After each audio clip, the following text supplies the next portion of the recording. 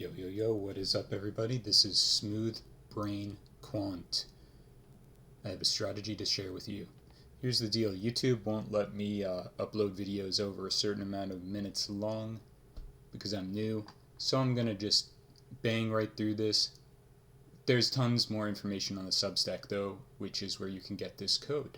Anyway, so hang on.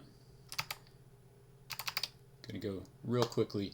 Here is the strategy. Here's the code right here. It's really simple. So this is ASX. It doesn't matter what instrument you use. They're all decent. Works on some, doesn't work on others. Works amazingly well on Forex crosses.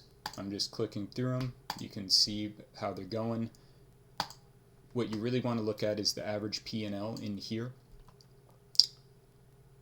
If you look at it on a low time frame, it's going to look like, oh, we're geniuses to the moon, right? Like this. Wow, money printer. Well, it's only 0.27% average P&L per trade. So is it? Maybe if your fees are really low. But I'm going to assume most of us don't have super low fees. So in my mind, we need at least 20 basis points per trade. Ideally, like double that or something, right? So this works on some things, doesn't work so well on others. Some of these things I would look at, like HKD. If you look at this, it looks really good, but this is fake data. That's the exception though. A lot of these, it looks really good.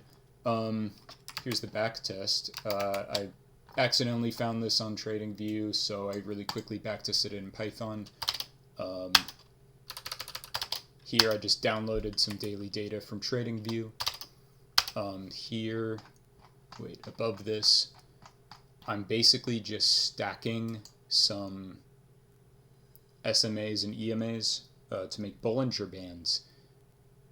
Originally, I was looking at this on every single time frame, every single period, every single threshold, and then two different types of moving averages. Really quickly, that was too much, so I simplified it down to just one day, a stacked, kind of stacking the averages, stacking the standard deviations, and making your own Bollinger Bands.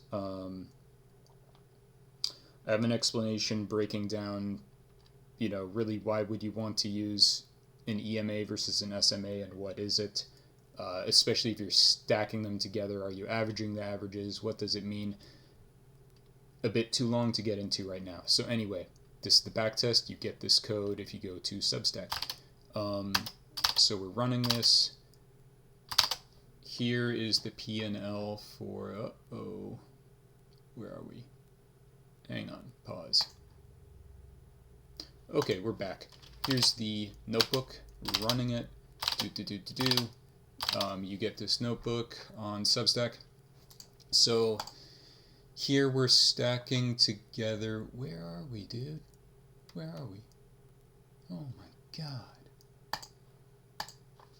Okay, if this doesn't work, I'm gonna quit and move to a monastery. Okay, it's running. Oh my god, that was close. We're stacking these averages and stuff. You have the SMA, the EWMA. Surprisingly, much to my surprise, I thought the EWMA would do better. The SMA actually did better.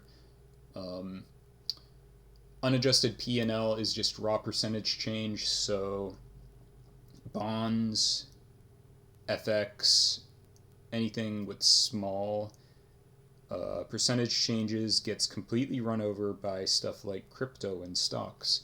So we standardize that P&L, preserving the sign, but we normalize it to itself, and this is what we come out with. So that is one thing to consider, though.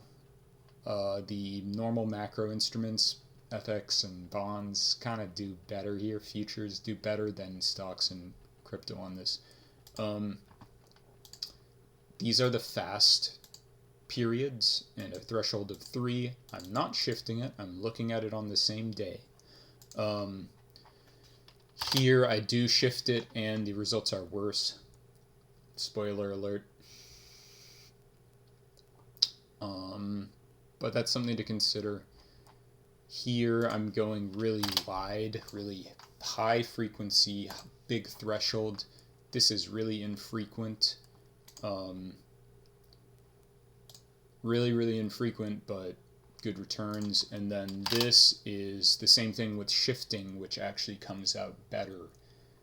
So shifting, not great on a low time frame, good on a high time frame. Now here I look briefly at the returns by instrument, and as you can see, it's kind of a whole mix of stuff. One important takeaway I got was indices actually do work, which I didn't think would work. Forex crosses are good, bonds are good, dividend stocks are really good because think about it, they just trade in a range, right? Unsurprisingly, these crazy futures like OJ don't work.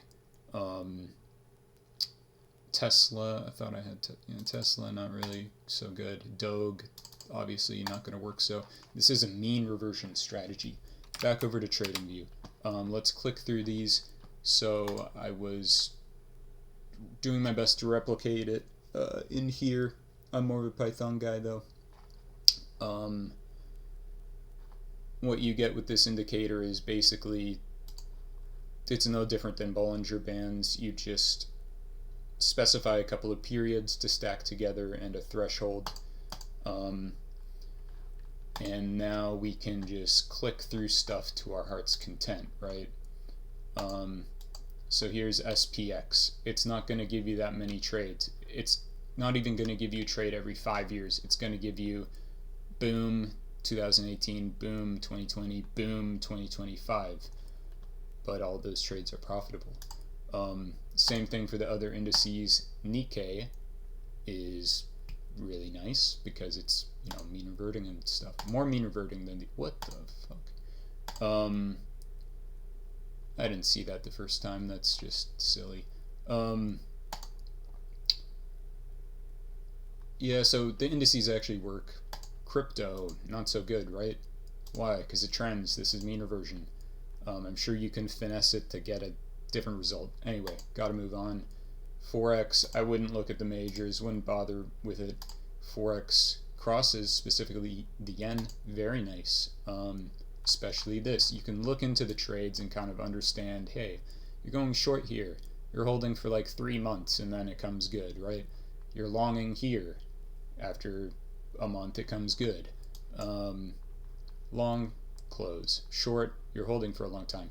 So hopefully you do this across a bunch of instruments, and you get a bunch of uncorrelated returns.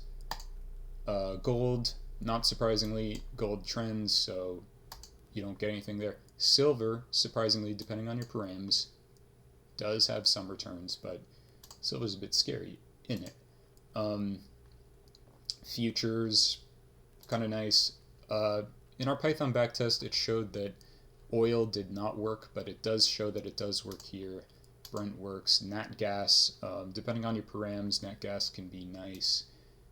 No trades in gasoline, wheat, corn, soybeans. Yeah, so you kind of get the idea here. Some of these futures will show you trades, some won't. I tested on CFDs and the futures. Bonds were good, but I gotta wrap up this video. Here's how I trade it. I just put the alert on a bunch of things, and now I just wait. In my back test, it only triggered like once every 20 days across 135 instruments. So if you only have 10 instruments, expect way less. Anyway, let me shill my Substack real quick. Let me shill that Substack. You want If you want to figure it out, you can go over here. I explain everything for free. This is not for free, but I just give the code and I update it as I make it better. Anyway, smoothbrainquant. Cheers. May you make many returns. Goodbye.